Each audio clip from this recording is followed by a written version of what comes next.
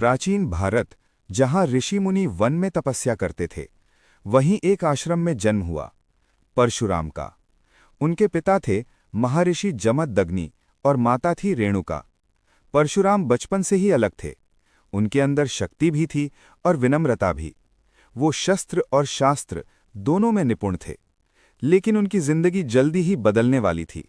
ऋषि जमदग्नि की पत्नी रेणुका एक आदर्श पत्नी थीं, लेकिन उनकी एक छोटी सी भूल उनकी मृत्यु का कारण बन गई। एक दिन जब वो नदी से जल भरने गईं, तो उनका मन एक गंधर्व की ओर आकर्षित हो गया। एक क्षणिक विचार, एक छोटी सी इच्छा, जिसने उनकी पवित्रता को भंग कर दिया। जब वो वापस लौटी तो ऋषि जमदग्नि ने ये सब जान लिया। वो क्रोध से भर उठे। उन्होंने अपने पुत्रों को आदेश दिया, अपनी मां का सिर उसके शरीर से अलग कर दो। चारों पुत्रों ने इस पाप को करने से मना कर दिया, और तब बारी आई सबसे छोटे पुत्र परशुराम की।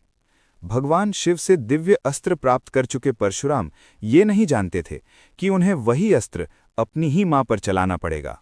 लेकिन अपने पिता के भयानक क्रोध को शांत करने के लिए उन्होंने बिना सवाल किए अपनी मां का वध कर दिया। लेकिन ऋषि जमदग्नि का क्रोध अभी भी शांत नहीं हुआ। उन्होंने आदेश न मानने के कारण अपने चारों पुत्रों को दंडित किया और परशुराम को अपने ही भाइयों को मारने का आदेश दिया।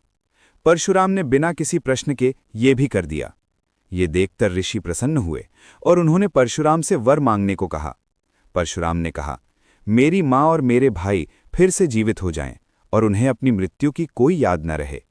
ऋषि जमदग्नि ने अपनी शक्ति से उन सभी को पुनर्जीवित कर दिया। उस समय एक राजा था, कर्तवीर्य अर्जुना, हजारों हाथों की शक्ति वाला, अपार बल और अहंकार से भरा हुआ। एक दिन वो जमदग्नि के आश्रम में आया। ऋषि ने उसका स्वागत किया और अपनी दिव्य गाय कामधेनु से उसकी सेवा की। लेकिन राजा का मन लालच से भर गया। उसने कामधेनु को छीन लिया, और जब जमदग्नि ने इसका विरोध किया तो राजा ने उनका अपमान किया। ये सब देखकर परशुराम के अंदर का क्रोध जाग उठा।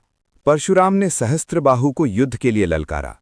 अहंकारी राजा ने उन्हें एक साधारण मनुष्य समझा, लेकिन जल्द ही उसे अपनी भूल का एहसास हुआ। परशुराम ने एक तीर छोड़ा जो हजारों तीरों में बदल गया। पूरी सेना समाप्त हो गई। फिर परशुराम ने एक एक करके उसकी सभी भुजाएं काट दीं और अंत में उसका सिर धड़ से अलग कर दिया। लेकिन असली त्रासदी अभी बाकी थी। सहस्त्रबाहु के पुत्र बदले की आग में जल रहे थे। उन्होंने मौका देखकर ऋषि जमदग्नि पर हमला किया और उन्हें निर्ममता से मार डाला। उनके शरीर पर 21 घाव किए गए। अपने पिता की ये हालत देखकर परशुराम का क्रोध सीमा पार कर गया। उन्होंने प्रतिज्ञा ली, मैं सहस्त्रबाहु के वंश को 21 बार समाप्त करूंगा। और फिर शुरू हुआ इतिहास का सबसे भयानक विनाश। परशुराम ने सहस्त्रबाहु के 100 पुत्रों को मार डाला और धीरे धीरे उसके पूरे वंश को समाप्त कर दिया। कहा जाता है कि उन्होंने इतना रक्तपात किया कि 5 नदियां खून से भर गईं। उन्होंने 21 पीढ़ियों तक हर अत्याचारी क्षत्रिय का अंत किया।